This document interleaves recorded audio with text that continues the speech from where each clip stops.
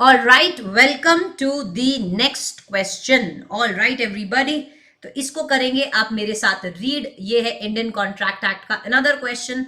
देखते हैं आपको इसे लिखना आता है कि नहीं। आई एम श्योर क्वेश्चन पढ़कर आप समझ जाएंगे कि ये किस चीज पे पूछा जा रहा है, लेकिन मुद्दा ये है कि आपको लिखना समझ रहा है कि नहीं। चलिए, ऑल राइट, क्वेश्चन को मेरे साथ रीड करेंगे। मिस्टर श्याम जी की एज है 58 ईयर्स की, गवर्नमेंट डिपार्टमेंट में काम करते हैं और अगले आने वाले 2 साल में ये 2 इयर्स में रिटायर कर जाएंगे। देव करके एक आदमी है जो मिस्टर श्याम के पास आया और बोला कि आप रिटायर कर जाइए इस पोस्ट से, सो दैट देव इस पोस्ट पे अपॉइंट हो सके। ओके, गवर्नमेंट डिपार्टमेंट की पोस्ट है। ओके, तो मतलब मुझे बताओ, पब्लिक ऑफिस से रिटायर करने के लिए देव क्या बोल रहा है कि मिस्टर श्याम जी आप रिटायर कर जाएं, हम आपको 10 लाख रुपया देंगे अगर आप रिटायर हो जाओगे तो।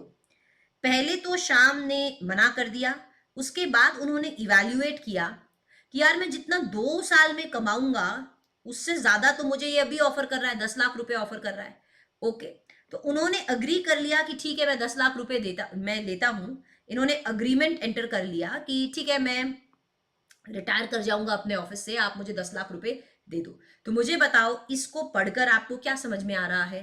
ऐसा अग्रीमेंट जिसका कंसीडरेशन या ऑब्जेक्ट ही अनलॉफुल हो, ऐसे अग्रीमेंट क्या होते हैं बेटा? वॉइड होते हैं। करेक्ट।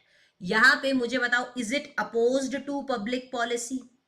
क्या ये अपोज्ड टू पब्लिक पॉलिसी है? यस, क्योंकि यहां पे क्या हो रहा है? सेल ऑफ पब्लिक ऑफिस हो रहा है। Right.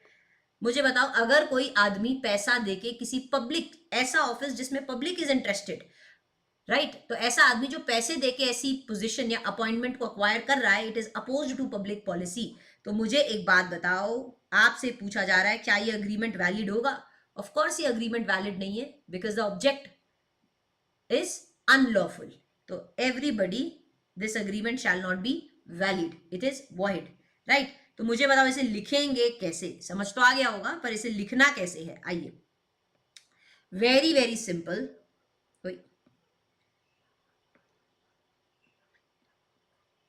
every agreement for which object or consideration is unlawful is void। हर एक अग्रीमेंट जिसमें जो ऑब्जेक्ट है या कंसिडरेशन अगर अनलॉफुल है तो वो void है। An agreement for the sale of public office is opposed to public policy. मुझे बताओ, क्या ये अग्रीमेंट जहां पे आप किसी पब्लिक ऑफिस को, की प्लेस को, सीट को सेल कर रहे हो, is it opposed to public policy?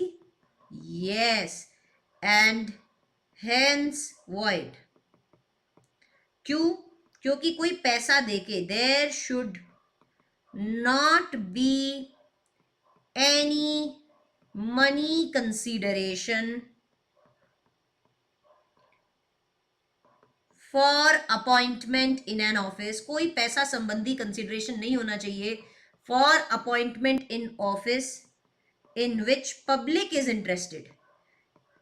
ऐसा कोई ऑफिस जिसमें पब्लिक इंटरेस्टेड है, जैसे गवर्नमेंट डिपार्टमेंट के ऑफिसेज, उसमें अगर आप पैसा देकर अपॉइंटमेंट लेने की कोशिश कर रहे हो तो ये क्या है? ये वॉइड है एंड ये वैलिड नहीं है। तो ये हो गया आपका प्रोविजन जो आप लिखकर आएंगे। अगेन, सेक्शन नंबर याद आ रहा है तो लिखिए, नहीं याद आ रहा तो as per the provisions of Indian contract act लिख दीजिए। ठीक है जी। ओके, तो यह है तो वैसे सेक्शन 23 आपको याद आए तो लिख देंगे, नहीं याद आए तो इट्स ओके। अब ये आपने लिख दिया, क्या? इट इज अपोज्ड टू, सबसे इंपॉर्टेंट है, oppose to public policy, sale of public office. और कोई भी अगर पैसा देके कोई ऐसी जगह एक्वायर कर रहा है जिसमें पब्लिक इंटरेस्टेड है तो वो क्या हो गया? वॉइड हो गया। अब मेरे को एक बात बताइए, फैक्ट ऑफ द केस आप लिख दोगे। अब मुझे बताओ, आप कंक्लूजन में क्या लिखोगे?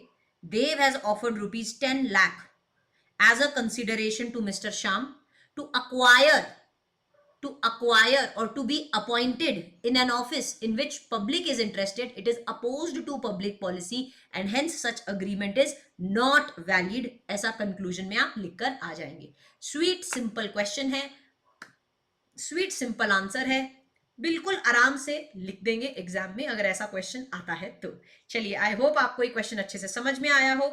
मिलते हैं हमारे नेक्स्ट क्वेश्चन में. Till then, bye bye.